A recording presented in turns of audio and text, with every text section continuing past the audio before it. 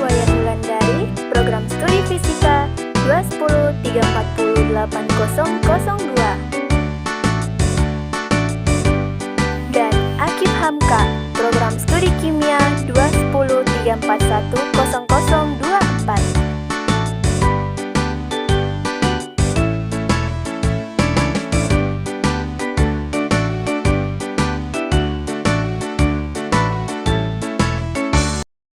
Bismillahirrahmanirrahim. Assalamualaikum warahmatullahi wabarakatuh. Kami dari Program Studi Kimia dan Fisika Universitas Cokro Aminoto Palopo tahun akademik 2021-2022. Pada hari ini kami akan mempresentasikan makalah kami yang berjudul Prosesnya dan Hakikat Sila Kemanusiaan yang Adil dan Beradab.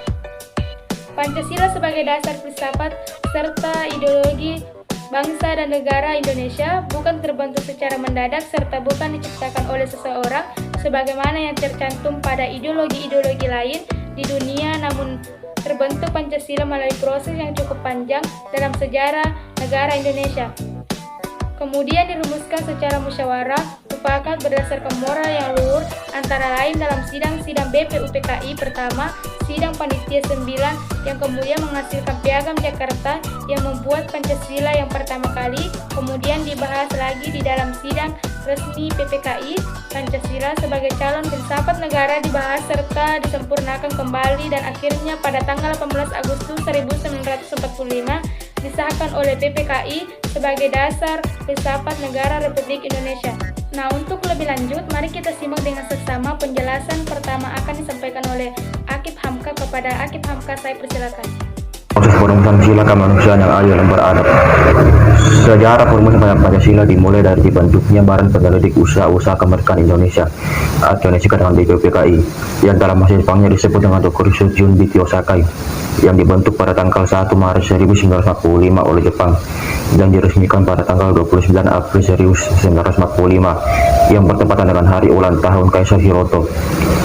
BPUPKI diketuai oleh Dr. Kanjeng Raden Manadirman Wedyo Dinigrat. BPUPKI beranggotakan 60 orang perwakilan Indonesia dan 7 orang perwakilan Jepang. Dalam merumuskan Pancasila sebagai dasar negara, BPUPKI mengadakan sidang sebanyak 2 kali. Sidang pertama diadakan pada tanggal 29 Mei sampai 1 Juni 1945 yang membahas mengenai perumusan dasar negara Indonesia, dan artikel tokoh nasional yang menyampaikan gagasannya yaitu Mr. Muhammad Yamin, Profesor Dr. Supomo, dan Insinyur Soekarno. Pada tanggal 1 Juni 1945, Insinyur Soekarno menyampaikan gagasan tentang dasar negara Indonesia yang dinamakan dengan Pancasila dan diterima secara aklamasi oleh seluruh anggota BPUPKI. Tanggal 1 Juni ini kemudian dikenal sebagai Hari Lahir Pancasila. BPUPKI kemudian membentuk Panitia 9 yang diketuai oleh Insinyur Soekarno. 9 orang dalam kepanitiaan tersebut bersidang pada tanggal 2 Juni sampai 9 Juni 1945. Dalam sidang reses pun terjadi perdebatan antara golongan nasionalisme dengan golongan yang mempertahankan secara cacat Islam. Hingga pada akhirnya, perumusan dasar negara Indonesia disepakati yang diberi nama Piagam Jakarta atau Jakarta Charter yang mencakup 5 hal, diantaranya 1. Ketuhanan dengan kewajiban menjalankan secara Islam bagi pemeluk-pemeluknya. 2. Kemanusiaan yang adil dan beradab. 3. Persatuan Indonesia. 4. Kerakyatan yang dipimpin oleh hikmat kebijaksanaan dalam permusyawaratan perwakilan.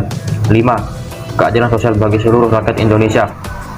Dalam sidang kedua pada tanggal 10 Juli sampai 16 Juli, BPUPKI membahas tentang rancangan hukum dasar yang terdiri atas pembukaan atau perimbul dan batang tubuh atau pasal undang-undang berdasarkan hasil dari Panitia 9. Sebelum perumusan Pancasila dalam Piagam Jakarta disahkan, terjadi perubahan-perubahan yang dilakukan oleh BPUPKI sebelum sidang dimulai. Perubahan-perubahan itu didasarkan pada laporan utusan Taigun atau Angkatan Laut Jepang kepada Karno Muhammad Hatta bahwa daerah-daerah di Indonesia bagian timur yang tidak beragama Islam merasa keberatan terhadap sila pertama Pancasila. Masalah keberatan tersebut kemudian dibicarakan oleh Dr. Muhammad Hatta dengan 4 orang anggota PPKI, yaitu Kiai Haji Wahid Hasyim, Ki Bagus Hadikusumo, Mr. Kasman Singodimejo, dan Mr. Topo Muhammad. Dari pembicaraan tersebut kemudian disepakati untuk mengubah rumusan dasar negara Indonesia tersebut sehingga menjadi 1. Ketuhanan yang Maha Esa. 2. Kemanusiaan yang adil dan beradab. 3. Persatuan Indonesia. 4. Kerakyatan yang dipimpin oleh hikmat kebijaksanaan dalam permusyawaratan perwakilan. 5. Keadilan sosial bagi seluruh rakyat Indonesia. Terima kasih Akip Hamka atas penjelasannya. Nah, untuk melengkapi presentasi hari ini, penyampaian presentasi berikutnya akan disampaikan oleh Wayan Wulandari. Kepadanya, Wayan Wulandari, saya persilakan. Berdasarkan Kamus Besar Bahasa Indonesia, hakikat memiliki dua macam bentuk makna. Yang pertama adalah hakikat yang berarti sebuah intisari, dan yang kedua adalah hakikat yang berarti suatu kenyataan yang menyatakan hal yang sesungguhnya. Nah, baiklah, sebelum melangkah lebih jauh, saya akan menjelaskan definisi dari manusia berdasarkan Kamus Besar Bahasa Indonesia. Manusia, berdasarkan Kamus Besar Bahasa Indonesia, adalah makhluk yang berakal dan berbudi. Tak sekedar dia pandai, tetapi dia memiliki budi, yang berarti kepandaiannya untuk menimbang mana yang baik dan mana yang buruk. Oleh karena itu, manusia disandingkan dengan kemanusiaan. Kemanusiaan dalam sila kedua mengandung makna kesesuaian sifat-sifat dan keadaan negara dengan hakikat manusia. Isi arti dari sila-sila Pancasila adalah satu kesatuan yang bulat dan utuh dan tidak dapat dipisahkan. Oleh karena itu, sila kemanusiaan yang adil dan beradab dijiwai dan didasari oleh ketuhanan yang Maha Esa dan mendasari keempat sila lainnya. Sila kedua Pancasila berbunyi, kemanusiaan yang adil dan beradab, mengandung pengertian bahwa bangsa Indonesia diakui dan diperlakukan sesuai dengan harkat dan martabatnya selaku makhluk ciptaan Tuhan, yang sama derajatnya, sama hak dan kewajiban, tanpa membeda-bedakan agama, suku, ras, dan keturunan.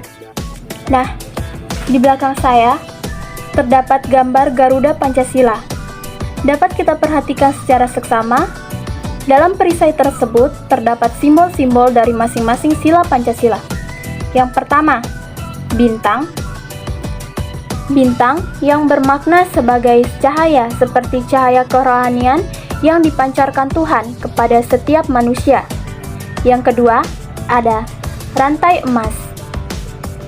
Rantai emas yang melambangkan sila kedua, yaitu kemanusiaan yang adil dan beradab. Pada rantai emas tersebut terdapat mata rantai yang berbentuk persegi dan lingkaran yang saling mengaitkan. Yang kedua, mata rantai berbentuk persegi 4 merupakan lambang laki-laki dan yang berbentuk lingkaran merupakan lambang dari perempuan. Kemudian, mata rantai yang saling mengaitkan melambangkan bahwa setiap manusia, baik laki-laki maupun perempuan, membutuhkan satu sama lain dan perlu bersatu sehingga menjadi kuat seperti sebuah rantai. Kemudian, yang ketiga adalah pohon beringin. Pohon beringin melambangkan sila persatuan Indonesia. Pohon beringin digunakan karena pohon yang besar dan banyak digunakan sebagai tempat berteduh di bawahnya. Sebagai negara kesatuan Republik Indonesia, semua rakyat Indonesia dapat berteduh di bawah naungan negara Indonesia. Pohon beringin memiliki sulur dan akar yang menjalar ke segala arah, bermakna dengan keragaman suku bangsa yang menyatu di bawah negara Indonesia. Yang keempat ada kepala banteng. Kepala banteng melambangkan sila dari kerakyatan yang dipimpin oleh hikmat kebijaksanaan dalam permusyawaratan perwakilan. Memiliki filosofi sebagai hewan sosial yang suka berkumpul. Musyawarah dalam Pancasila adalah orang-orang berdiskusi untuk melahirkan suatu keputusan. Yang terakhir adalah padi dan kapas, mewakili sila kelima karena melambangkan kebutuhan dasar setiap manusia, yaitu pangan dan sandang atau pakaian. Kemudian, makna dari sila kemanusiaan yang adil dan beradab itu sendiri yakni sebagai berikut. Yang pertama adalah kesadaran. Kesadaran perilaku setiap rakyat Indonesia akan disesuaikan dengan nilai-nilai moral dan tuntutan hati nurani yang ada pada sanubari setiap pribadi masing-masing. Atas kesadaran tersebut diharapkan bisa memberikan peran dari masing-masing lembaga masyarakat Indonesia untuk melakukan atau melaksanakan pembangunan sesuai dengan kapasitasnya. Yang kedua adalah hak asasi manusia atau HAM. Makna sila kedua yang berikutnya ialah serangkaian pengakuan serta menghormati hak asasi manusia atau HAM antar individu. Hubungan HAM dengan sila kedua ialah setiap warga memiliki kedudukan yang sama dalam hukum. Selain itu, warga Indonesia juga memiliki hak yang sama untuk mendapatkan jaminan dan perlindungan hukum. Yang ketiga, kemanusiaan. Makna sila kedua Pancasila yang selanjutnya adalah mengembangkan atau menumbuhkan sikap saling mencintai antara sesama makhluk atas dasar kemanusiaan. Jika bisa melaksanakan hal tersebut, tentu saja tindakan manusia mempunyai batasan yang akan mengurangi jumlah tindak kejahatan. Yang keempat, keadilan. Makna sila kedua Pancasila yang keempat adalah proses untuk bisa menerapkan kehidupan yang adil dan beradab.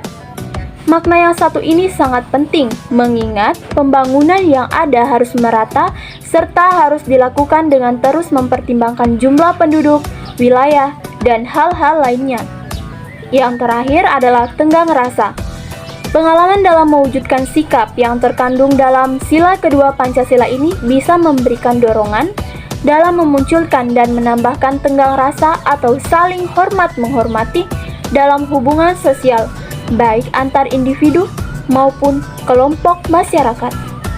Nah, kedua presentasi tadi, agar pengetahuan tidak berhenti di sini saja, saya akan membuka sesi diskusi di mana kalian bisa menanyakan, menyanggah, atau memberikan tanggapan terkait proses dan hakikat sila kemanusiaan yang adil dan beradab. Baiklah teman-teman semua, demikianlah hasil diskusi dan juga presentasi kita pada hari ini. Tapi sebelum saya tutup presentasi ini, izinkan saya untuk menyampaikan kesimpulan. Menjelang tahun 1945, Jepang mengalami kekalahan di Asia Timur Raya.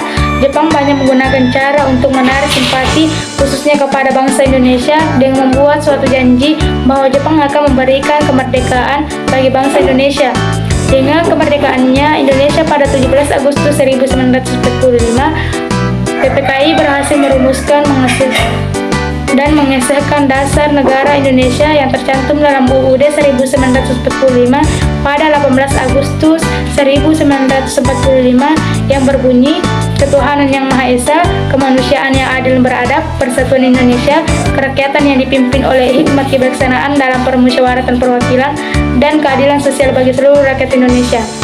Sila Pancasila kedua berbunyi kemanusiaan yang adil dan beradab, mengandung pengertian bahwa bangsa Indonesia diakui dan diperlakukan sesuai dengan harkat dan martabatnya selaku makhluk ciptaan Tuhan yang Maha Esa, yang sama derajatnya, sama haknya dan kewajiban tanpa membeda-bedakan agama, suku, rasa, dan keturunan. Kemudian makna dari sila kemanusiaan yang adil dan beradab itu sendiri sebagai berikut: hak asasi manusia, kemanusiaan, keadilan, dan tenggang rasa. Demikianlah kesimpulan yang dapat saya sampaikan. Kami dari kelompok 5 mohon pamit undur diri. Terima kasih atas perhatiannya semua teman-teman. Mohon maaf apabila ada kesalahan baik perkataan maupun perbuatan.